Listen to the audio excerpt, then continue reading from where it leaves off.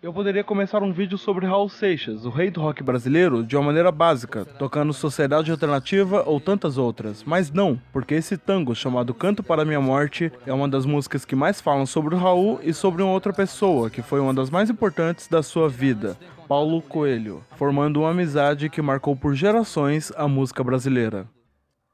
Agora sim, podemos começar.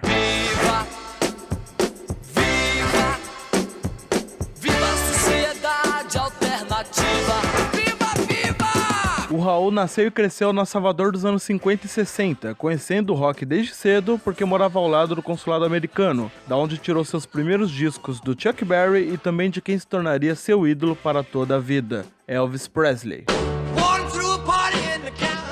A música é algo que seguiu a adolescência do Raul a todo momento, o que fez ele ainda novo ter uma sacada que poucos na época cogitariam fazer. A semelhança que o seu já citado ídolo tem com outro cantor que ele também ouvia muito, Luiz Gonzaga. Como ele conta em uma entrevista para o Pedro Bial na época, de que o Elvis e o Gonzaga tinham a mesma malícia na voz quando cantavam suas músicas, o que ele mostrou depois de um tempo ao misturar a Blue Moon of Kentucky, um country antigo que o Elvis cantava, com Asa Branca de Luiz Gonzaga, formando a...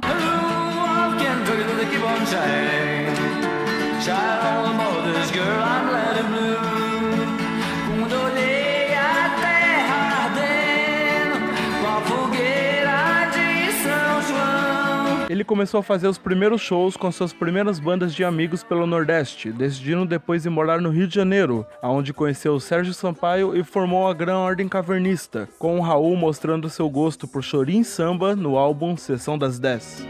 Ao chegar do interior,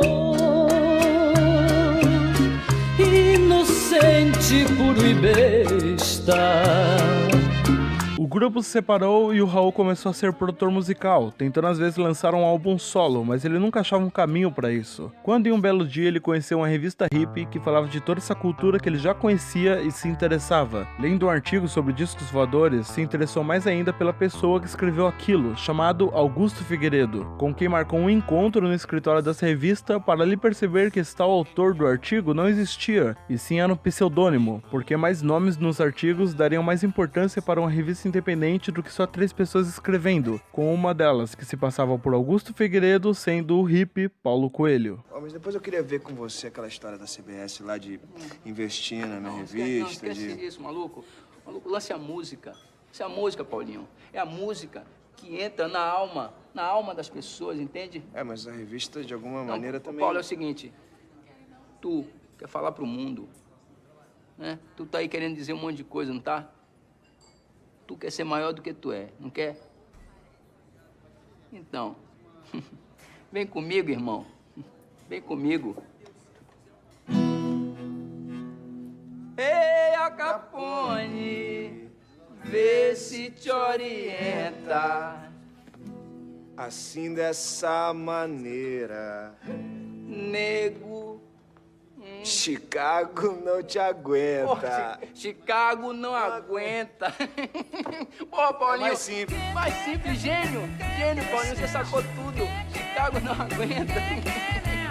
O Paulo Coelho desde cedo tinha um sonho, que era ser escritor, mas nunca teve o apoio da sua família para isso, como mostrado no filme Não Pare na Pista, fazendo uma cinebiografia quase que completa sobre o Paulo e suas histórias, que hoje se tornou um dos escritores mais lidos do mundo. Mas a primeira coisa que conseguiu dar a ele um prazer profissional e um retorno financeiro ao mesmo tempo foram as músicas com Raul, que se conheceram nesse dia e logo se tornaram amigos, com os dois se identificando com a filosofia de vida do outro, só que com diferentes perspectivas. Como, por exemplo, o Paulo, que se mostrava um excelente escritor e poeta, mas percebendo que escrevia de uma maneira difícil dos outros entenderem, com ele mesmo falando que o Raul o ensinou a escrever de uma maneira simples e direta as coisas difíceis da vida, o que ele leva até hoje para a escrita dos seus livros, além de todas as viagens que os dois embarcavam, mas não as famosas peregrinações do Paulo Coelho, e sim as viagens de LSD, que fez parte da vida dos dois durante todas as músicas que escreveram, o que até acirrava uma competição entre eles, disputando quem escreveria o single do próximo disco, gerando músicas que se tornaram clássicas hoje em dia, como a Al Capone no primeiro LP, além de outras letras próprias do Raul que fizeram ele mostrar ao mundo a que veio com Metamorfose Ambulante e Ouro de Tolo.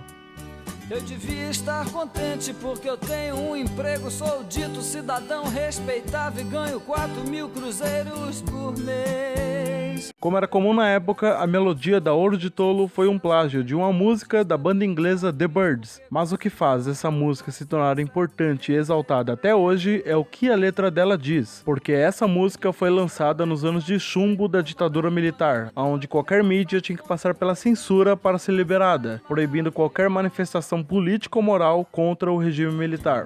E você ainda acredita que é um doutor, padre ou policial que está contribuindo com sua parte para o nosso belo quadro social. Você pegar a letra de Ouro de Tolo e contextualizar, é inacreditável que ele tinha. Aquilo passava pela censura porque era inteligente demais. A censura não entendia que aquela música era muito mais subversiva do que, por exemplo, o Último Samba do Chico Buarque na época. Mas no meio de todas essas músicas, teve 3 que me fizeram entender o quão poderosa foi essa amizade na poesia que eles conseguiam inserir nas suas letras. E elas todas estão no 4º álbum deles, chamado Há 10 Mil Anos Atrás, de 1976, que obviamente tem a Eu Nasci há 10 mil anos atrás fechando o álbum, mas a importância dele está no início, com o já considerado o pai do rock brasileiro abrindo seu novo álbum com um tango, um country e uma música gospel. O que me chamou a atenção quando eu percebi que elas 3 estavam juntas abrindo esse álbum, porque desde criança eu ouço Raul por causa do meu pai, mas nunca soube a ordem certa dos álbuns até há pouco tempo atrás. Comigo, depois de tudo, entendendo por que essa música que abriu esse vídeo abre também esse álbum.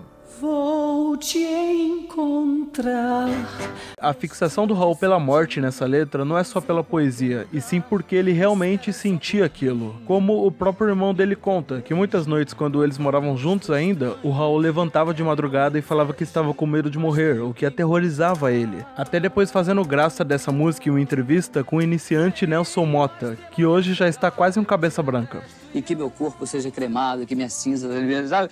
É um negócio assim que tem dois lados da morte, sabe? Um é, eu rejeito, mas venha, minha filha, tô aqui. Aí venha bonita. A segunda, chamada Meu Amigo Pedro, é uma música que talvez tenha o mesmo significado na vida dos dois. Na do Raul, em relação ao seu irmão Plínio Seixas, que era o Pedro da história, com uma vida comum para a sociedade, se formando, trabalhando sério e vivendo sua vida normalmente. Com a música ironizando de uma maneira melancólica a diferença do modo de vida do cantor com a do Pedro, mostrando como isso faz eles, mesmo sendo tão próximos, se tornarem tão distantes. Meu amigo Pedro, ele fez pra mim. Tudo bem, não tem equilíbrio nenhum, não. E na do Paulo Coelho, em relação ao seu pai, Pedro Coelho, que queria ver o filho engenheiro em vez de escritor, o internando no manicômio 3 vezes por ignorância e por não aceitar a vida que ele queria seguir. Mas como o próprio Paulo Coelho conta em uma entrevista pro mesmo Pedro Bial esse ano, que por acaso é excelente, hoje em dia ele vê com outros olhos aquela época da sua vida. Então, quanto mais rígido o pai, primeiro, você vai pegar os bons valores do seu pai. Segundo, você vai aprender a lutar pelo que você quer. Todo mundo que te ama quer que você seja feliz, mesmo que naquele momento o pai ou a mãe não entendam. Essa mesma música também foi usada no Não Pare na Pista, em uma cena simples e icônica para esse filme, com o Pedro Coelho voltando do trabalho quando no rádio é anunciado uma música do seu filho, que ele se interessa e começa a ouvir, com seu rosto até traçando um sorriso de ver uma música do seu filho na rádio, quando sua expressão vai mudando ao perceber que aquela música falava dele. Quando quer chorar, vai ao banheiro. Pedro, as coisas não são bem assim. E a terceira, chamada Ave Maria da Rua, saindo do violão e guitarra básicos para dar espaço ao piano, órgão, violino e metais, em uma letra que compara a visão religiosa de santidades, como Maria e Iemanjá, com mulheres comuns, citando na música a Glória, ex-mulher do Raul na época, e a Cecília, ex-companheira do Paulo, além de ter esse nome, Ave Maria da Rua, colocando lado a lado o sagrado com as coisas simples do dia a dia, com a música até buscando uma relação com a Canto para a Minha Morte, mas aqui com o medo representado na letra não sendo tanto o da morte, e sim o da solidão, talvez proporcionada pelo que a Meu Amigo Pedro nos apresentou, a separação que a vida acaba impondo às pessoas.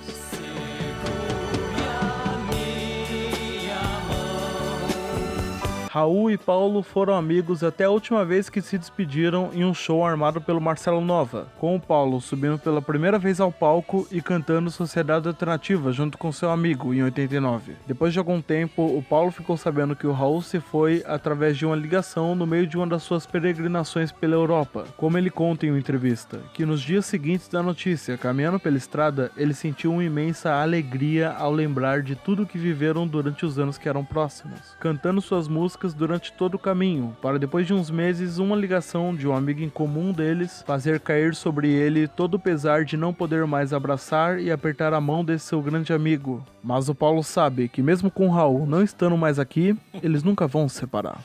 É engraçado, em Genebra não tem música, hoje tem uma música aqui, Raul. Então, a outra coisa é... Uma coisa aqui. A outra coisa, eu não vou matar porque, enfim, acho que é interessante. A outra coisa que eu te falei foi...